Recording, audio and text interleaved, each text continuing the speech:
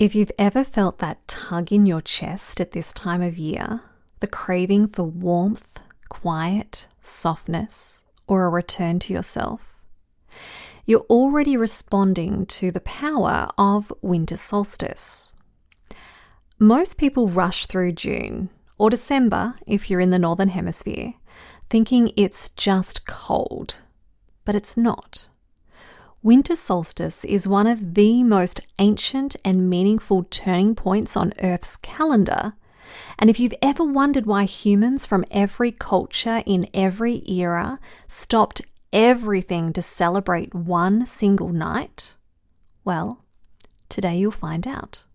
Because winter solstice isn't only the darkest and most yin day of the year, it's a powerful reset. A moment where the sun literally stops moving in the sky. A pause so profound that ancient people believed time stood still. And that stillness? It matters for us just as much today as it did thousands of years ago. So if you've been feeling tired, stretched thin, or like you could use a good soul-level exhale, this episode on I Love Me, the podcast, is your permission slip to step into the magic of Yule. Love,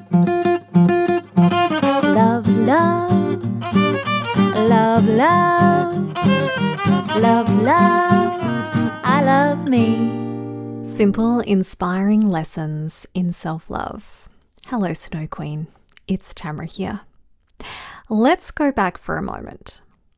Long before Christmas existed, people across Northern Europe celebrated Yule, their word for the winter solstice. This was the deep, cold, still point of the year. The earth was bare, the night seemed endless, and everyone was waiting for the tiniest sign that the light would return. So when the solstice arrived, they celebrated. They lit fires, burned Yule logs, decorated evergreens, feasted, sang, and honoured the rebirth of light. But Yule isn't just a historical celebration. It's a mirror for our own inner cycles of descent, stillness, and return. And this is why winter solstice still matters today. Even if we have electricity, central heating, and Uber Eats, our bodies still live by ancient rhythms. We feel yin rising even if we don't have the language for it. Winter solstice is the day where yin, that sinking, condensing, cooling energy, reaches its peak. It's the darkest day of the year, not to punish us, but to invite us inward. Nature shuts down not because it's dying, but because it's conserving energy. Roots grow deeper. Seeds lie buried. Animals rest. The earth is storing power for what's next. And that's the invitation for us too.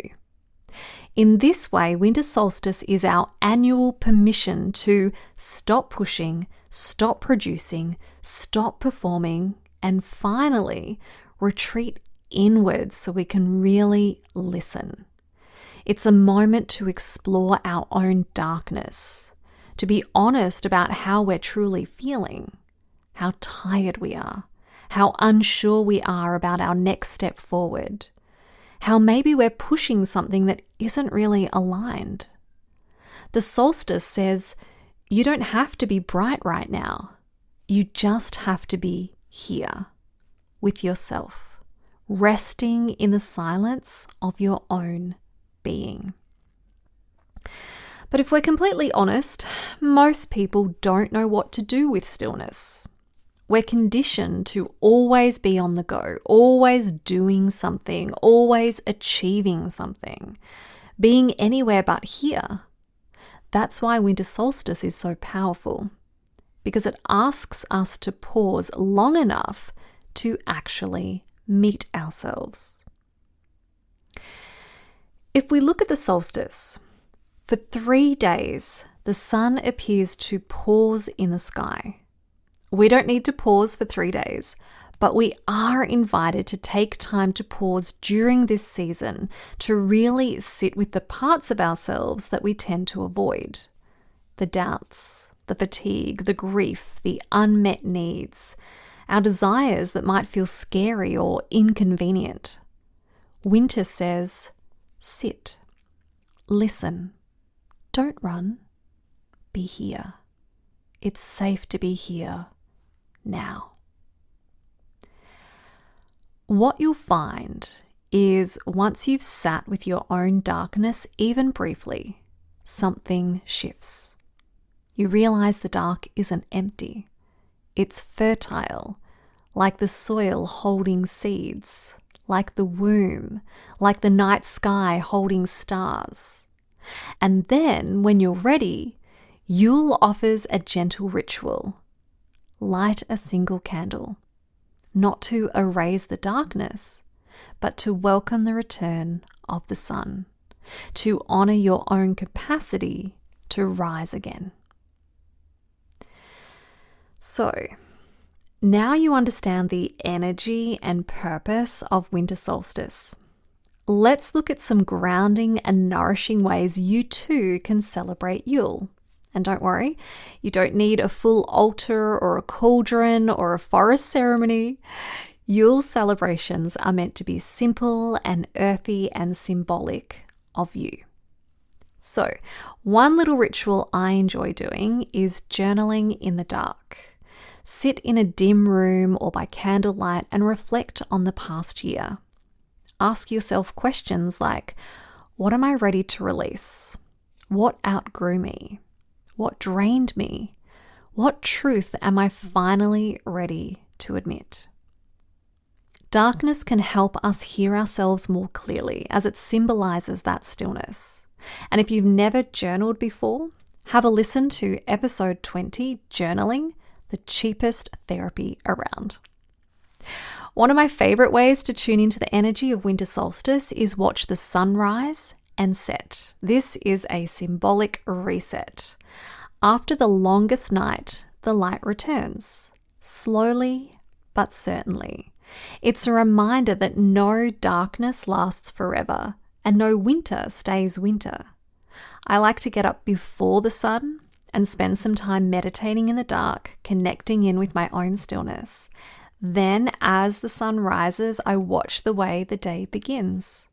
I like to do this again in the evening, watching the sun set, observing how the day ends. It's a gentle way to honor the longest night of the year and feel the turning of the season in real time. A more traditional way to celebrate Yule is to make a Yule wreath. This can be especially fun to do with children. Go outside and collect pieces of nature that are around at this time of year. You might want to use evergreens, pine, eucalyptus, bay, rosemary, whatever you can find. These plants represent resilience and life through the cold and offer a beautiful fragrance when weaved into a wreath. Once it's finished, hang your wreath as a reminder that even in stillness, there is strength. I also recommend practicing open-handed generosity. Yule is a season of giving, but not in the commercial sense. It's about generosity of the heart, warmth, kindness, checking on neighbours, feeding the homeless, offering what you can. If you want to give a physical gift, let it be something you crafted from nature or bake something delicious for your loved ones. These small acts keep the inner fire burning. And what has become a yearly ritual in our house is to sing happy birthday to the sun.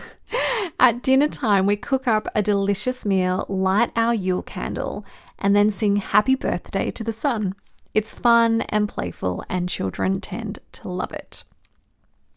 As you can see, winter solstice isn't just a date on the calendar. It's an invitation. It asks us to do things the rest of the year rarely allows, to slow down, not because you're failing, but because you're in a natural descent, and that's what nature is asking of you, for your physical health, for your mental health, for for your family, for anything you put your time and energy into. It all benefits when you take time to pause, to let go. Like the trees, drop what you cannot carry into the next cycle. Rest. Your body needs it. Your nervous system needs it. Your future self needs it. Listen inward. Oftentimes, it's easier to hear our inner voice in the quiet months. And if you want to learn a beautiful practice for connecting with your inner voice, or true self, as I like to call it, listen to episodes 3 and 4. Or if you want some beautiful practices in self-love to gently invite you into that stillness, sign up for my free Self-Love Starters Kit. It's on my website, gettingnaked.com.au, and you'll see a direct link in the show notes.